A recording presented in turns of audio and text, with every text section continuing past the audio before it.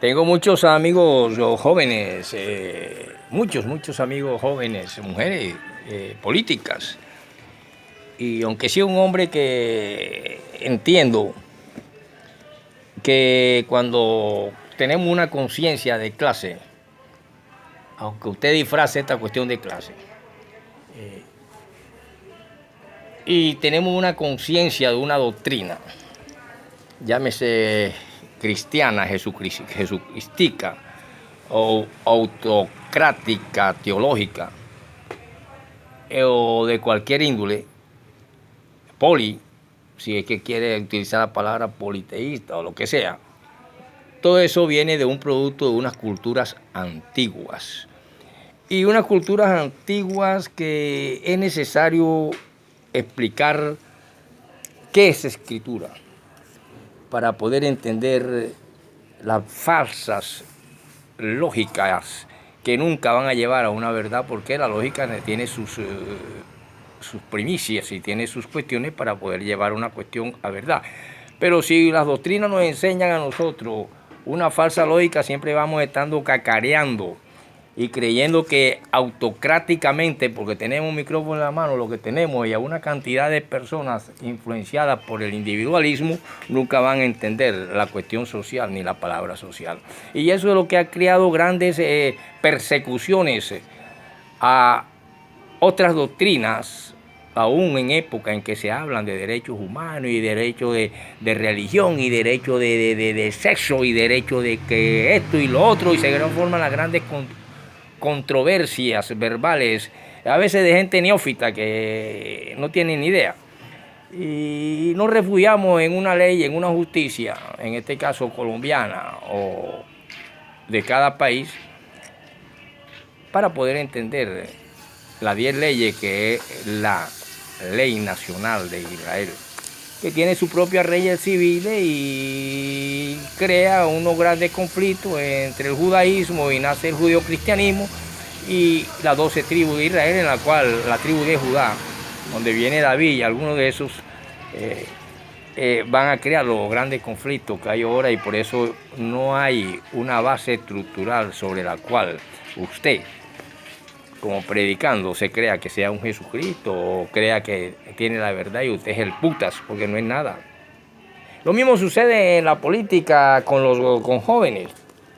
Por ejemplo, cuando nosotros vemos el poder de la silla presidencial, y yo personalmente, que soy un hombre que casi nunca he votado, y a veces por un amigo, por cualquiera de unos 3 a 4 años para acá, por haber motivo, porque soy un hombre consciente de mis estructuras cognitivas en estas cuestiones de política y lucha política y todas esas cuestiones.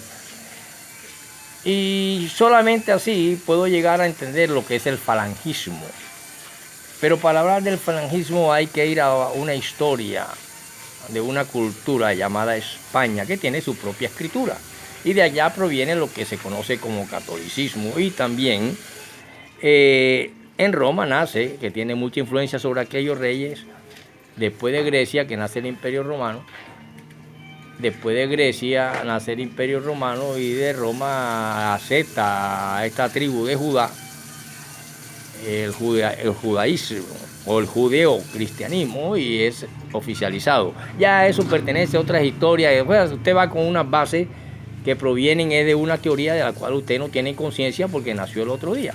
Entonces usted como político, como cuestiones, y que estamos y somos producto de una sociedad individualista, de una sociedad que creemos que somos el puta porque manejamos 3 o 4 chiros, nos creemos reyes y nos creemos una cantidad de cosas, y eso es lo que le pasa al que está detrás de una organización religiosa.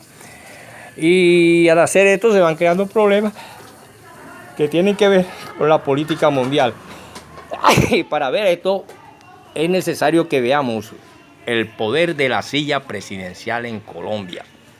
Porque usted puede ser un político joven que está hablando cháchara, porque usted lo que tiene es una camioneta vieja, o un religioso que quiere estar ambicionando envidiando y quiere estar en una blindada de 300 millones de pesos, y entonces al primer postor usted se embarca, pero no tiene conciencia los partidos tradicionales de Colombia provienen de dos fuentes: de Europa, Francia, España. Y de allá vienen las raíces de estos partidos tradicionales que de una u otra forma nacen y tienen políticos que hoy están en este partido y pasado están en otro. Y luego se pasan para el mejor postor buscando el individualismo. Pero cuando usted trata con gente de conciencia religiosa o de conciencia política y económica, no está tratando con cualquier pelofustán, ni está tratando con cualquier guacharaco, con algarabías y poniendo cosas, porque no le vas a encontrar envidia. Cuando yo dije que aquí había, y te voy a hablar de esta cuestión para que entiendas lo que fue la guerra colombo-peruana, para poder entender el falangismo. Y eso nos dice y nos habla del poder de la silla presidencial. Y cuando hablamos de esto no estamos hablando de cualquiera, estamos hablando, por ejemplo, de un hombre que es el que se atreva, si estamos hablando de escritura, de un hombre que es un constitucionalista presidencial, y que dentro de este contexto hay una evolución de Estado de Derecho. Y cuando se habla del Estado de Derecho, estamos desde la independencia hasta nuestros días con la soltura de estilo de un ensayo político y una escrupulosa documentación. Porque aquí se nos presentan cuadros polémicos en cuanto a la relación poder-derecho en el ejercicio efectivo del mando estatal, desde la presidencia imperial de Bolívar hasta nuestros días. Y esto hace énfasis en la deformación del estado de sitio y la emergencia económica, como en las nuevas circunstancias en que estamos hoy en día del orden económico y social, con la concentración de capitales y monopolio. Y aquí se puntualiza las violaciones de los derechos humanos por los defectos y por los efectos de la doctrina de la seguridad nacional, y plantea reformas, vastas reformas constitucionales para poder consolidar lo que nosotros aquí mal llamamos democracia. La obra de Vázquez, de un hombre de este constitucionalista, Vázquez Carrizosa, es uno de los grandes hombres que trata y abarca los gobiernos de Turbayayala, Belisario Bentrancur, y se incluye la toma del Palacio de Justicia. Eso es necesario saberlo para poder entender la geopolítica, porque usted de pronto está pensando en su anacronismo mental, que cree que habla del bloqueo de la Unión Soviética, que la caída de la Unión Soviética, que no, señor, cada país es dueño de sus propios cambios estructurales, y lo ha sufrido España, lo ha sufrido Alemania, lo ha sufrido Estados Unidos, sus guerras civiles, sus recesiones, sus cuestiones. Y usted de pronto está pensando llegar a un puestecito político para ver si cambia la caldereta de su camioneta y de su carrito por una 4 puertas blindada. Y hoy en día eso no vale 5 centavos, porque estamos en una geopolítica que con una bomba nuclear no te va a dejar ni la llanta y ni lo que se tiene en la barriga, los kilos que tenemos en la barriga en un solo mamonazo. Entonces, cuando estamos en estas cuestiones y usted está ante un hombre que te está diciendo, por ejemplo, oh, profesor, pero es una locura que usted diga que aquí sí hay paramilitarismo en Colombia, este es un poco de asesinos peores que 50 guerrillas que combaten brazo a brazo contra el ejército nacional que defiende una institución. ¿Cómo va a haber un ejército internacional para combatir el paramilitarismo, por ejemplo? Bueno, eso es difícil para usted, pero es fácil para el que tiene un pensamiento totalmente distinto y de cambios estructurales. Porque no estamos hablando de maquillaje, de cambios estructurales.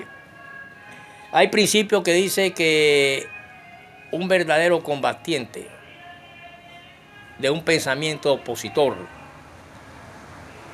hace que nazcan los rebeldes o los hombres en pos de esa causa de cambio, y traen y luchan en cualquier parte. Creo que lo dijo un hombre que fue a Bolivia, lo acribillaron allá, lo asesinaron, y dice que ese es el honor más grande. Por eso vemos en Argelia, Francia utilizando, Charles de Gaulle utilizando a un terrorista Carlos, por ejemplo, para en la guerra en Argelia. Entonces, ¿qué pasa? Que son hombres que están, pero eso vale dinero. Y si no se financia, ni tiene un Estado para financiarlo, es imposible. Pero si hay la forma de financiarlo, aquí ya no va a hablar usted de ley y justicia, porque ley y justicia son dos cosas totalmente diferentes. Y por eso tocamos el poder de la silla presidencial, para poder entender a un hombre que nació en Bogotá y es abogado, periodista y profesor universitario, y fue ministro de Relaciones Exteriores y embajador en Gran Bretaña, Bélgica y la Organización de Estados Americanos. Se puede decir que sus obras son y tienen que ver y mencionarse, por ejemplo, el derecho constitucional colombiano, el concordato de Colombia con la Santa Sede, el nuevo derecho del mar, los no alineados y apunte de derecho internacional. Profesor, ¿y usted es un no alineado? Puede ser alguien así, pero que no camino porque alguien me eche granitos de maíz. O que de pronto un jovencito me va a decir que papá, que no sé qué, que pito y flauta, que ya hay que hacerle el golpe de Estado al presidente actual. ¿Por qué no se lo hicieron? No se lo hicieron a Bolívar. ¿Por qué no se lo hicieron a Uribe? ¿Por qué no se lo hicieron a Duque? ¿Por qué no se lo hicieron a Carlos Llera? Se lo hicieron en aquellas épocas y por eso se llega aquí, hasta Belisario Betancur, cuando la cuestión de Pumarejo, Espina, después de Laureano Gómez, nace el famoso militarismo de Rojas Pinilla. Todo eso tiene que ver con la Constitución colombiana y sus cambios.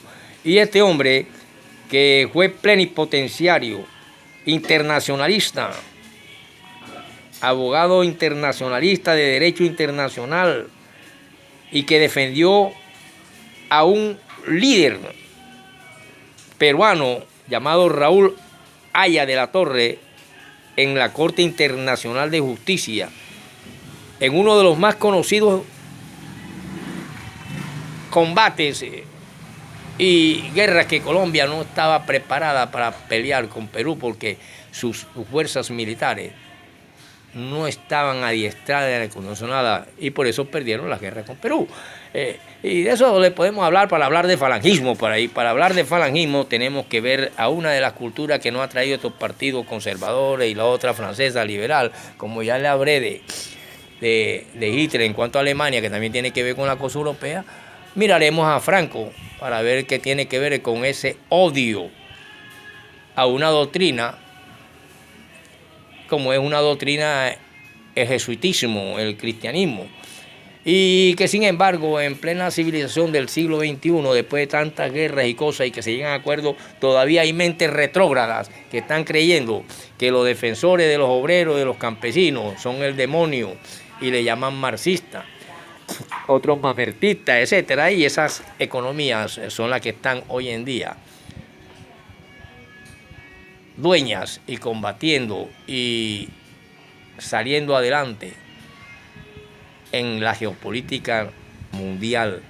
Pero usted como politiquito está pensando que de pronto el concejalito aquel ya sacó, apenas tiene 2 meses aquí que lo sentamos y ya está pensando, ya está yendo a los concesionarios de carro a ver cuál caldereta vieja de esa o cuál caldereta nueva, blindada, es más a su gusto, a sus cachetes y a su barriga panzuda, que ya le empieza a crecer, y que muchas veces provienen de unas miserias, de un padre, por ejemplo, peluquero, o de un trabajador raso, y cuando ya se convierten en profesionales, pasan por la peluquería del padre y ni lo van con otros amigotes, también corruptos de la política conservadora y liberal, y no saludan ni al país. Que se dobló los dedos, que le cayeron pelos de negro, de indio, de chino, de blanco, etcétera, en el barrio, en los ojos, y lo pullaban para poder pagarle el semestre. Pero oye, entonces yo no puedo creer en esta, pero cuando somos tipos conscientes de nuestra mentalidad y nuestra conciencia, no podemos estar cambiando de un partido para otro. se muere con las botas puestas, lo hizo en la época de ese Franco, que estuvo también allá en los años 36, el autor de Bodas de Sangre, García Lorca, y poeta en Nueva York. Y a los hombres como él y como yo, que tomamos una pluma, y por eso te voy a hablar de escritura y de la falsa filosofía de sectas religiosas, pues no son religiones, sectas religiosas, y de los libros sagrados, entre los que tiene que estar el Corán, que usted tiene que meter el Corán entre los libros sagrados. El Nuevo Testamento no está en la Biblia del pueblo donde nace esta cuestión de que empiezan a hablar de un paraíso, que el imperio egipcio, que el imperio no sé qué, que estamos en imperio americano y estamos en una realidad socioeconómica, política y social donde una caldereta y un carro ya no tiene gracia para algunos tipos, para mí al menos, güey. Pero sí me interesa el niño que está recogiendo basura y comiendo caca en las canecas. Mientras usted está pensando como politiquito nuevo, está pensando en una caldereta que no aguanta un petardo, ahora menos una bomba nuclear que caiga sobre Colombia o que caiga sobre... Ustedes no tengan en cuenta eso para que pueda saber lo que es una bandera de paz. Y te voy a hablar ahora, y no me voy a extender mucho porque apenas está comenzando esta primera parte de qué huele a guerra. Y podemos decir que entre las administraciones, para que puedas entender el falangismo y después irme al falangismo, esto lo voy a dar en 3 o 4 partes. Estaba hablando con el profesor Robinson Ferreira, no pertenezco ni me interesa.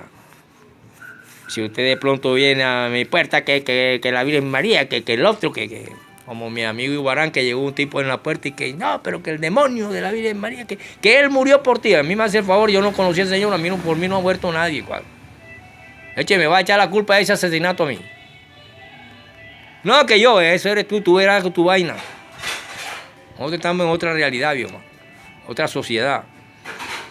Por lo tanto, podemos decir que las 3 administraciones que se sucedieron a la de Enrique Olaya Herrera, ojo, entre 1930 a 1934 fueron las de los siguientes tipos que todavía tienen por ahí nietos, bisnietos y chacarones peleando por continuar en el poder colombiano, pero ya el pueblo ha despertado, ya el pueblo no es el mismo analfabeta de indios y negros que le metía una patada, una cachetada y él aceptaba todo, no podía mirarte a los ojos. Usted todavía tiene como descendiente de esa mentalidad, de esa idea, y ya no, tiene que ubicarse en la realidad. Por eso me hubiera gustado analizar un poco primero esto a Russell Bentley y algunas cuestiones de la teoría del conocimiento oriental.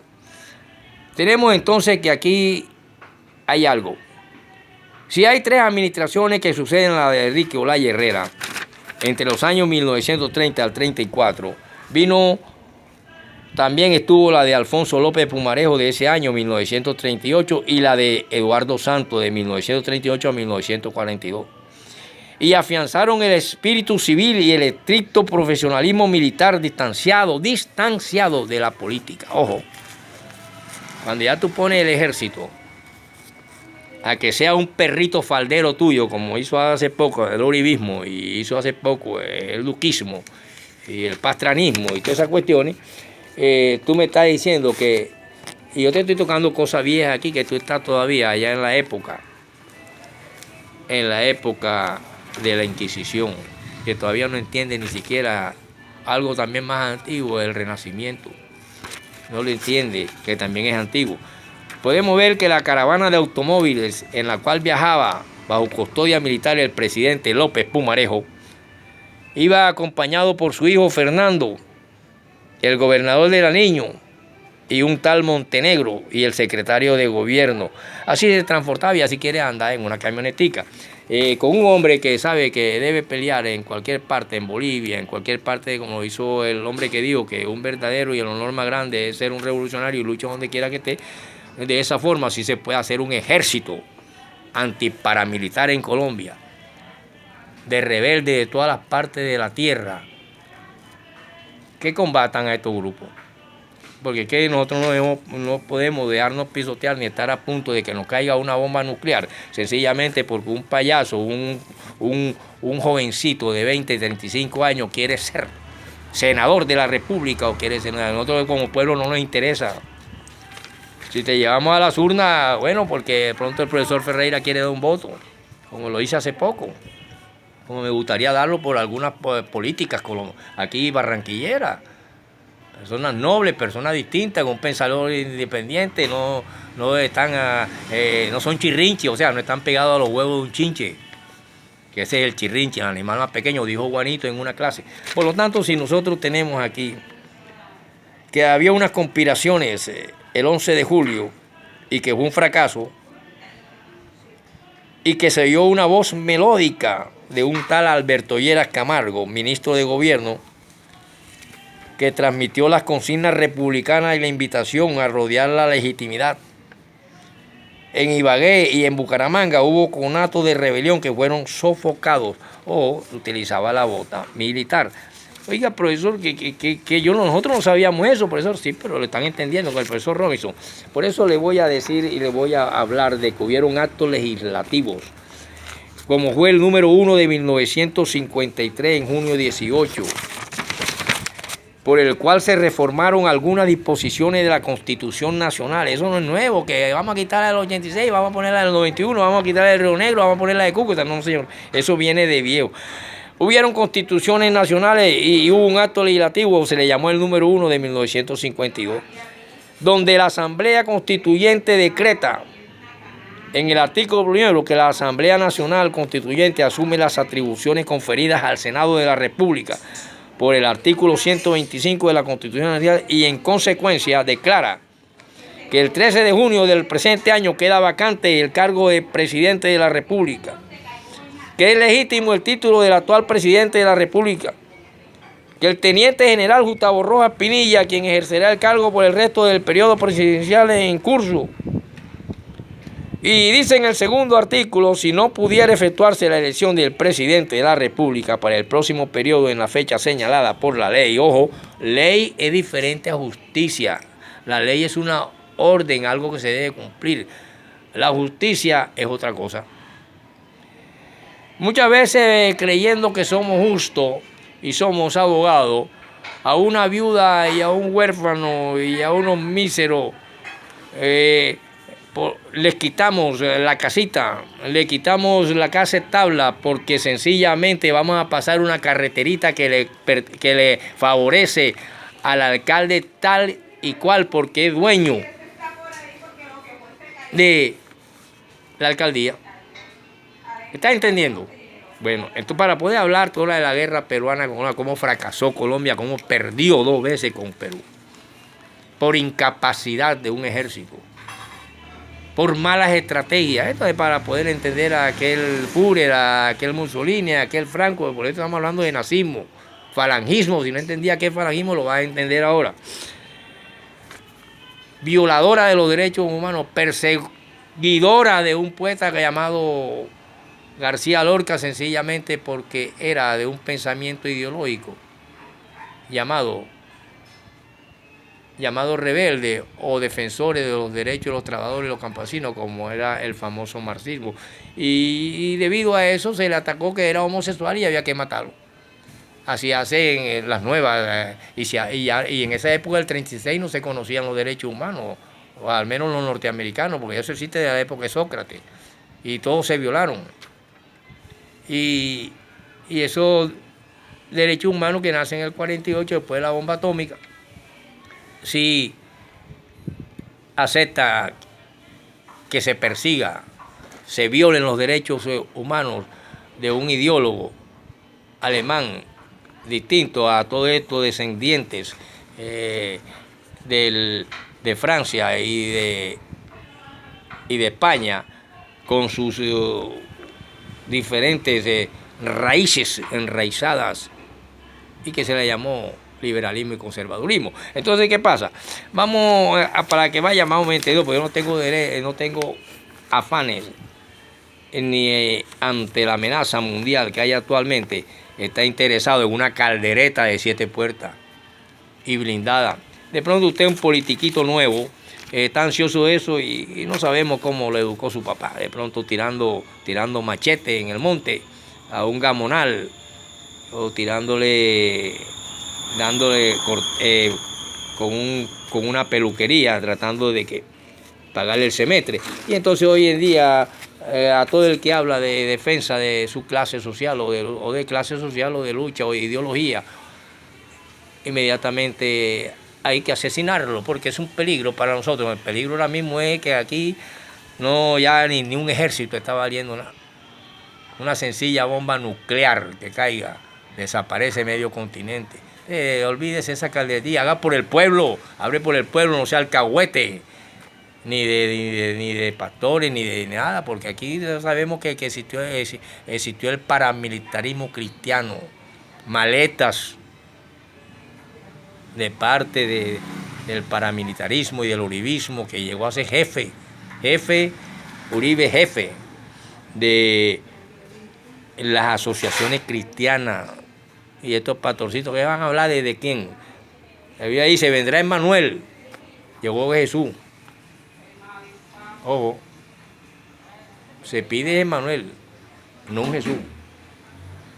Y por eso es que la Torá no tiene ni menciona en ninguna parte la palabra Satanás, sino una vez allá cuando se refirió a José y significa otra cosa. Por lo tanto, esta cuestión de cristianismo y marxismo y falangismo y nazismo la vamos a ver con el profesor Robinson poco a poco, y perdone que me haya extendido un poco y no haya dicho nada, pero vamos, la guerra peruano-Colombia para entender el fascismo, el falangismo, el nazismo y el franquismo.